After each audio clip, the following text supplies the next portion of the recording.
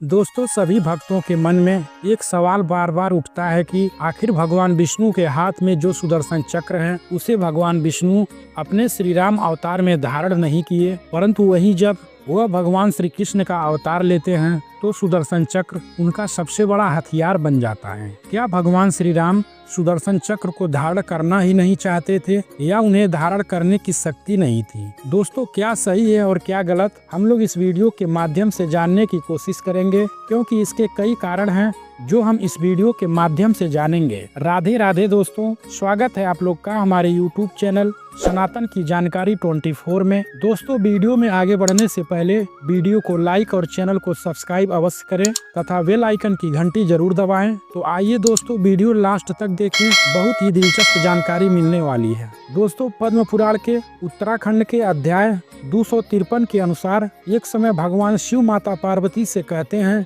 कि सतयुग में मनु शतरूपा ने भगवान विष्णु की घोर तपस्या की, और जब भगवान विष्णु ने दोनों को दर्शन दिया तो मनु शतरूपा ने भगवान विष्णु से कहा कि हे परमपिता, हम चाहते हैं कि आप हम दोनों के पुत्र के रूप में जन्म ले।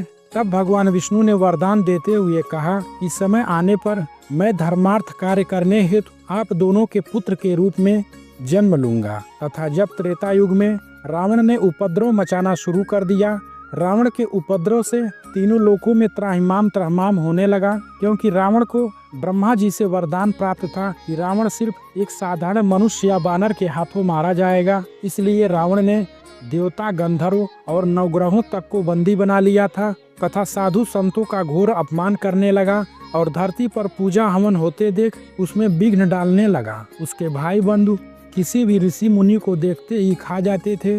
रावण और उसके भाई बहन साधु संतों को एकदम परेशान कर दिए थे। पूरे पृथ्वी पर राक्षसों ने हाहाकार मचा दिया था। तब सभी देवी देवता और ऋषिगण मिलकर भगवान विष्णु से विनती करने लगे। उसी समय अयोध्या में मनु ने राजा दशरथ के रूप में और शतरूपा ने माँ कौशल्या के रूप में जन्म लिया था तथा रावण का वध करने के लिए भगवान विष्णु ने अपने कथन अनुसार राजा दशरथ के घर माता कौशल्या के गर्भ से भगवान राम के रूप में जन्म लिया। माता कैकेयी के गर्भ से भरत का जन्म हुआ, जो भगवान विष्णु के पांचजन्य संघ के अवतार थे, तथा माता सुमित्रा के गर्भ से लक्ष्मण और शत्रुघ्न जी का जन्म हुआ, जो लक्ष्मण शेषनाग और शत्रुघ्न सुदर्शन चक्र के अवतार थे। और जब विष्णु जी का सुदर्शन चक्र भगवान श्री राम के भाई के रूप में जन्म ले चुके थे तो भगवान राम उन्हें धारण कैसे करते? परंतु जब श्री राम जी विश्वामित्र जी के साथ तारका वध के लिए उनके साथ गए थे, उसी समय महर्षि विश्वामित्र ने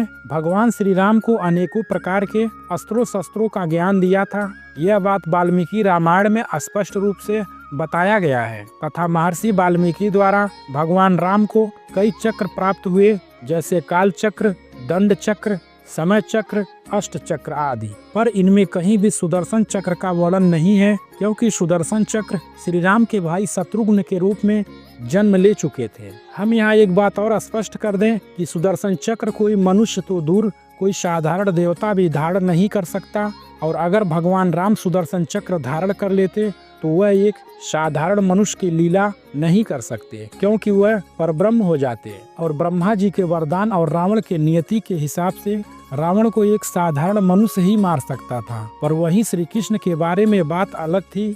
श्री कृष्ण एक साधारण अवतार नहीं थे, क्योंकि अपने कृष्ण लीला में भगवान श्री कृष्ण ने माता देवकी, माता यशोदा और अक्रूर सहित अपने कई भक्तों को अपने चतुर्भुज रूप का दर्शन कराया था। तथा महाभारत के भगवत गीता में भगवान श्री कृष्ण ने स्वयं अर्जुन को अपने विश्व रूप का दर्शन कराया और बताया भी था, मैं साधारण मनुष्य नहीं, मैं स्वयं श्रीमन नारायण हूँ।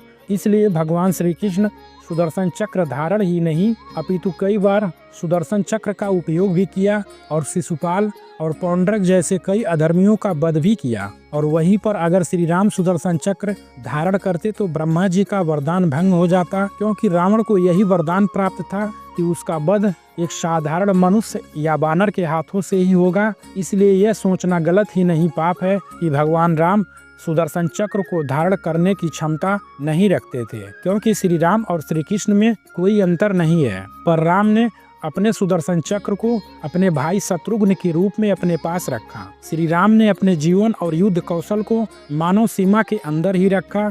वह हमेशा अपने शौर्य और धैर्य से जीत प्राप्त करते रहे। उनके पास कोदंड नामक धनुष था, जिससे वह राक्षसों का विनाश करते रहे। अगर सुदर्शन चक्र धारण करते तो उनके साधारण मनुष्य के आचरण के विरुद्ध होता, क्योंकि भगवान श्री राम जीवन भर एक साधारण मनुष्य, आदर्श बेटा, आदर्श पति और आदर्श राजा का ही निर्वाह किया था। वहीं पर श्री कृष्ण का चरित्र लीलाओं से भरा है और उन्होंने दैवी शक्तियों का प्रयोग कर यह दिखाया कि जब अधर्म अपने चरम पर होता है तो धर्म की स्थापना के लिए दैविक शक्तियों का उपयोग आवश्यक हो जाता है। सुदर्शन चक्र धर्म, सत्य और न्याय का प्रतीक था। भगवान राम का जीवन आदर्शों की स्थापना पर आधारित था, जबकि श्री कृष्ण का जीवन लीलाओं और चमत्कारों से भरा हुआ था। इस दृष्टि से राम और कृष्ण के बीच का अंतर स्पष्ट होता है। राम ने मानव के रूप में अपने संघर्षों और धैर्य से प्रेरणा दी, जबकि कृष्ण ने अपने चमत्कारों और दैवी लीलाओं से लोगों का मार्गदर्शन किया। भगवान राम का अवतार इस बात पर आधारित था कि मानव अपने स्वयं के प्रयासों से जीवन की कठिनाइयों पर विजय प्राप्त कर सकता है। उन्होंने यह दिखाया कि मानव की शक्ति उसकी धैर्यता और नैतिकता में है। वहीं दूसरी ओर श्री कृष्ण ने दैवी शक्तियों का प्रयोग किया, क्योंकि उनका अवतार उस समय के अधर्म को समाप्त करने और धर्म की स्थापना के लिए था। उन्होंने अपनी लीलाओं के माध्यम से यह दिखाया कि जब अधर्म की सीमा पार होती है तब दैवी शक्तियों का हस्तक्षेप आवश्यक हो जाता है। दोस्तों, आशा करते हैं आपके सवालों का जवाब मिल गया होगा। तो साथियों, अगर हमारी वीडियो अच्छी लगी हो तो कृपया हमारे वीडियो को लाइक और चैनल को सब्सक्राइब अवश्य करें और बेल आइकन की घंटी जरूर दबाएं। राधे राधे दोस्तों, मिलते हैं आपसे अगले वीडियो में। तब तक के लिए जय श्री राम।